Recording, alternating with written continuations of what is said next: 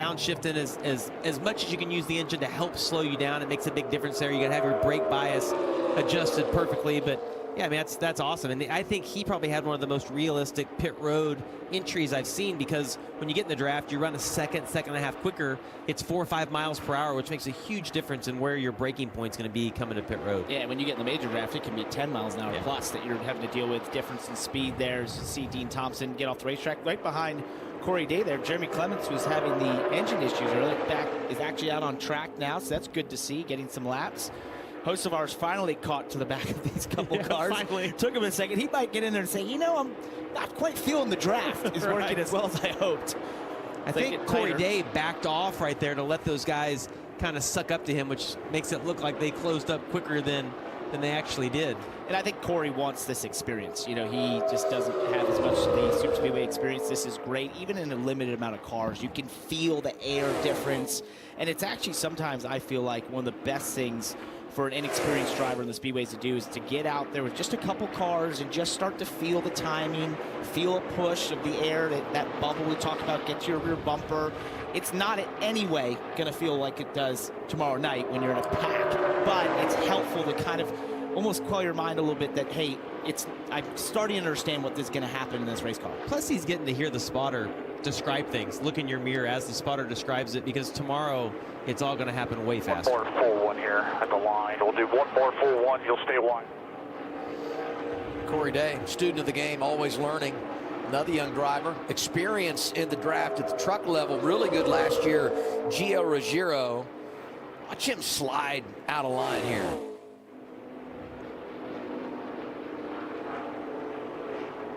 This is a good time to remind you that double yellow line will be out of bounds in the race tomorrow. You go down there and advance your position, that will be a penalty. And I think that's just a very typical thing you see here, where maybe they did a couple laps, felt what they wanted to feel. All right, we want to get out. And if you're the leader, it's actually the easiest way to get out of it. Just pull the inside there on the backstretch. Everyone, it's the universal sign of, I don't want to be in this draft. I'm getting maybe out of a here. little hand gesture would have went a long ways right there. Nice, but you know, probably holding on tight right there. Yeah.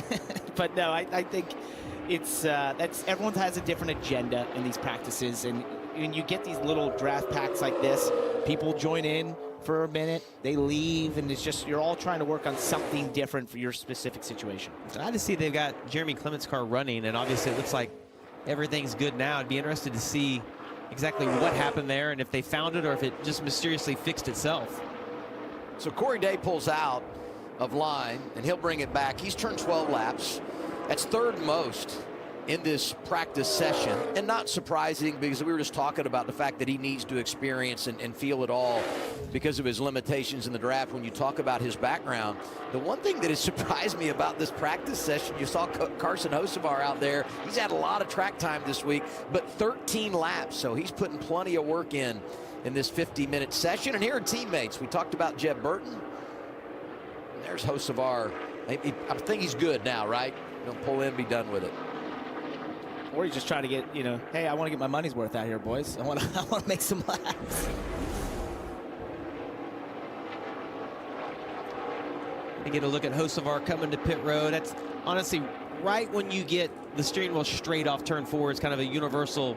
That's where everybody will start that braking point. But if you have wheel in it, you saw that car get a little bit out from underneath him. Some of that is just from the bump. Some of it could be, listen, he hasn't driven that car before. It could be that the bias is different than what he was expecting.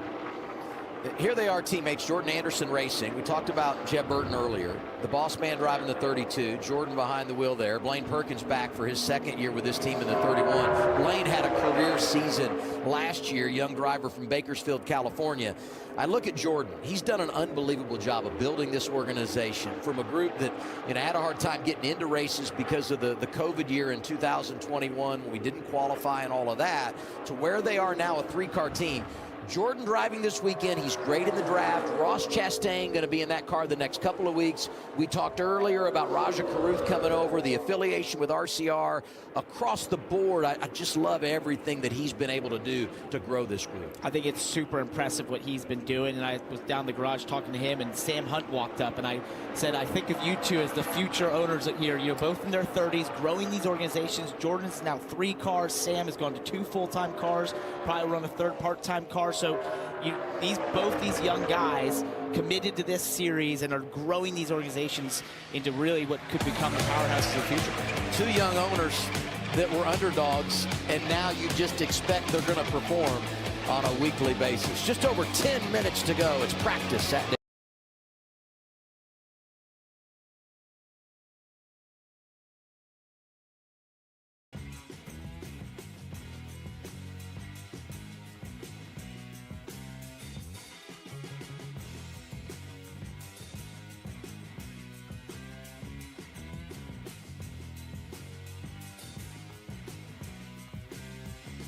That was about a half a tenth quicker.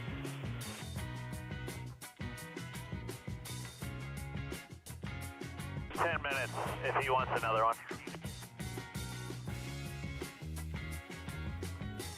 Get that here for a minute. 2, 1, right there. Stop right there. That is the box you will race in. You're good to launch whenever you're ready. All the way out, 1 red. 1 red, all the way, all the way. Back to the start finish line this time. Slow it down, you can stay on the bank. Nothing behind, nothing behind. All good.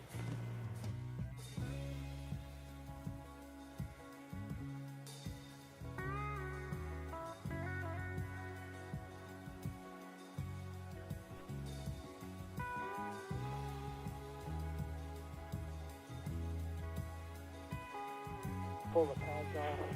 That way, if you don't get them all, you can do it in the morning. You want to qualifiers overnight, like flat spots? No, take the tires off, pull the pads down, put the 2 tires there back on. If you want to look at it. Ask about doing wears, and we'll put our right tires. That way, it gives you 2 opportunities to get the pads back.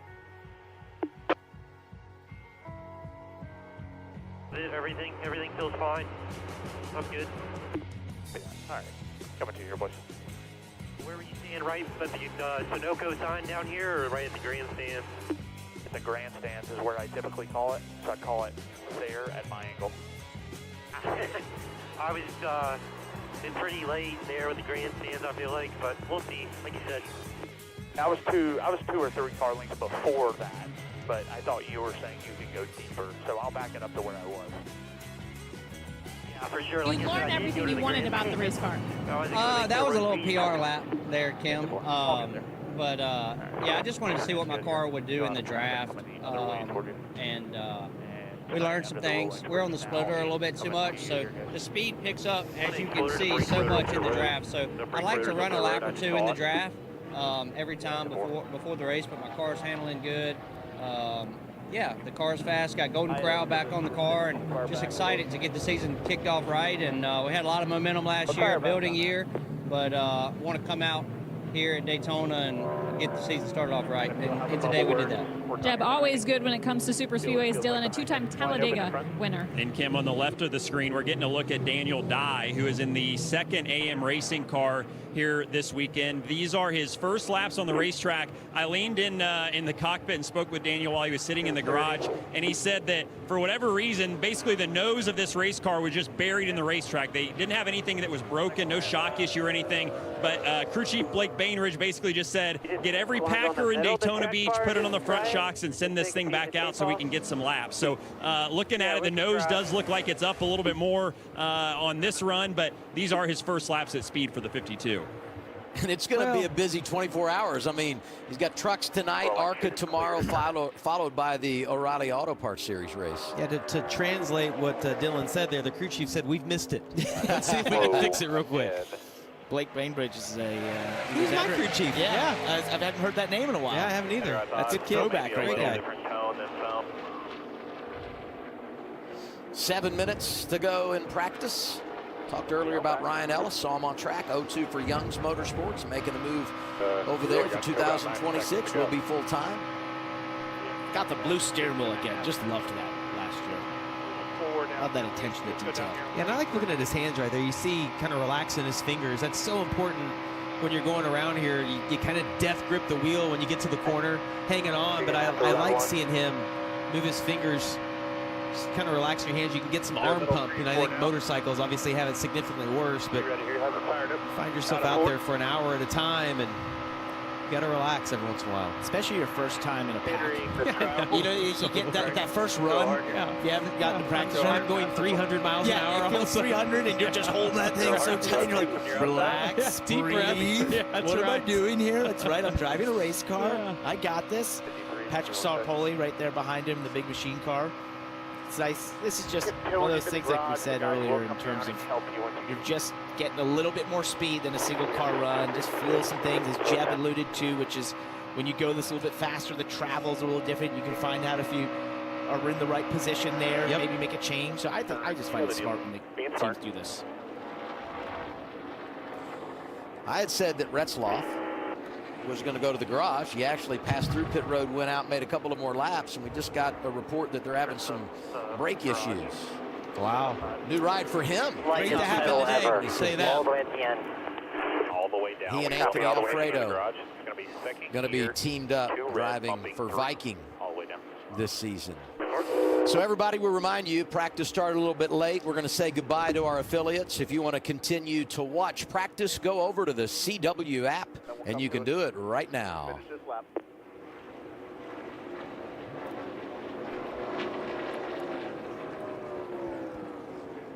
It's practice for the O'Reilly Auto Parts Series live at Daytona International Speedway. Parker Kligerman, Jamie McMurray. I'm Adam Alexander. Kim Kuhn, Dylan Welch, Carla Metz hanging out down in the pit and garage area. Just under 5 minutes to go. First look at the veteran Brandon Jones. A couple of wins last year for Joe Gibbs Racing. We talked to him for the season there, media days. Just seems locked in, ready to go. Same vibe as last year, but just to another level. He's growing up. Yeah, right. Like you're maturing, and I feel like every time we talk to him, you sense that, from him, just growing up and getting more and more mature every year. I think he feels like he can see one of those seasons, multiple wins on a season, be a championship contender. He's been there before. He's been so close. And I think he knows with this opportunity at Joe Gibbs Racing that with his experience level, he's finding that he feels like if I can just find that next level, this could be my year. And it can be. Absolutely. Yeah. I mean, he's quick at every type of racetrack we go to, and he's with an incredible, great organization. He and Sam McCauley were outstanding year one together in 2025. You know what's great about this practice is it falls during the same time of the day here on Friday afternoon that we'll race tomorrow. And I don't know how much the track changes and all of that, but the one thing I think about is the sun and the role that it will play early. And here we are coming off of turn 4. And you're locked tight in the draft. That's a lot. Oh, it's, the start of this race.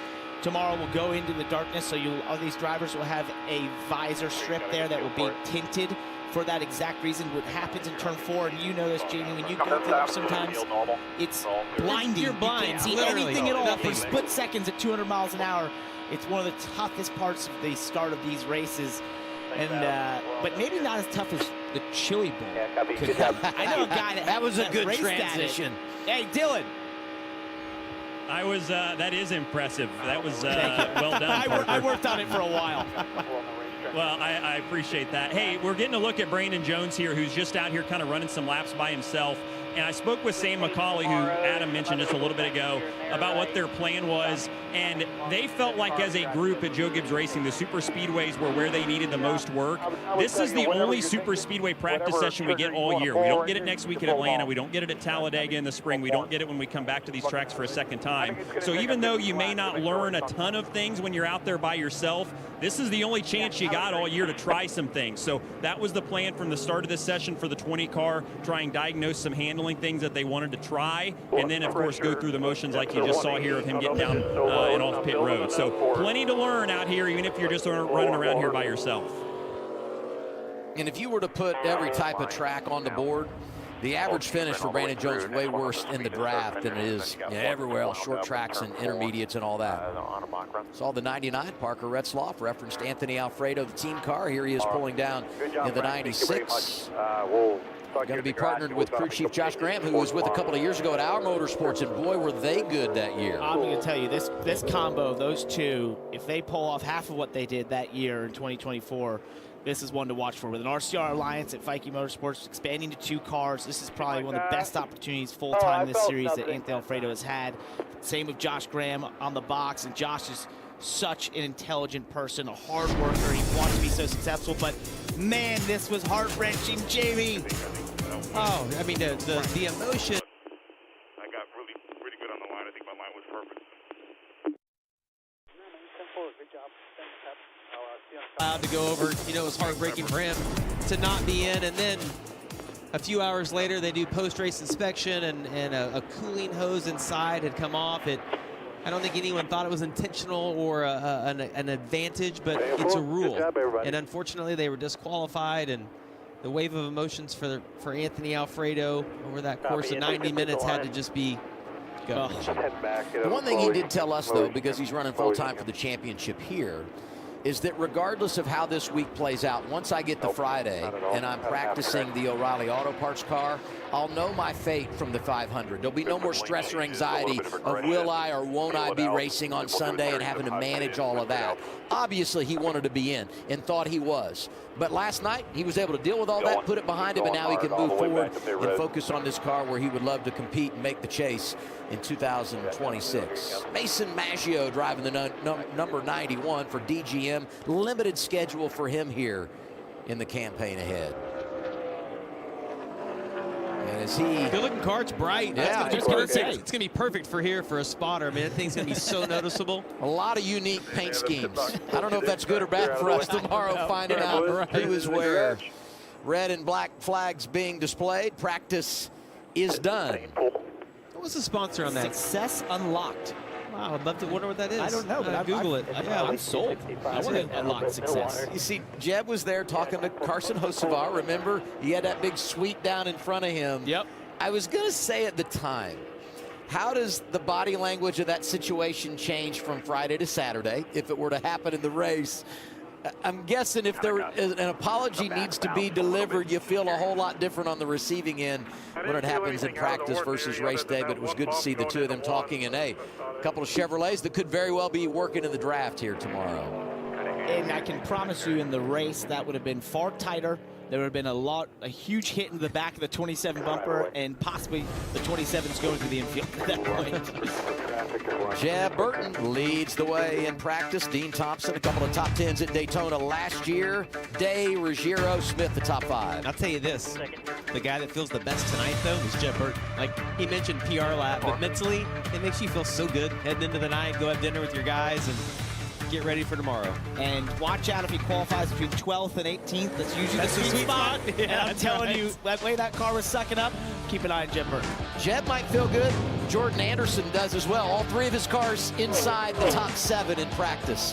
Next item on our to-do list, qualifying tomorrow, 10 a.m. Eastern time on the CW app. Race coverage tomorrow afternoon on CW at 4. Thank you for watching. We are back and excited about it. Enjoy.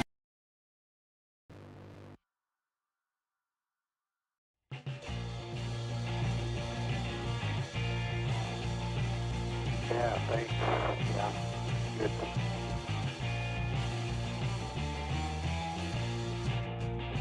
I'm thinking of paint 10 when they grab it.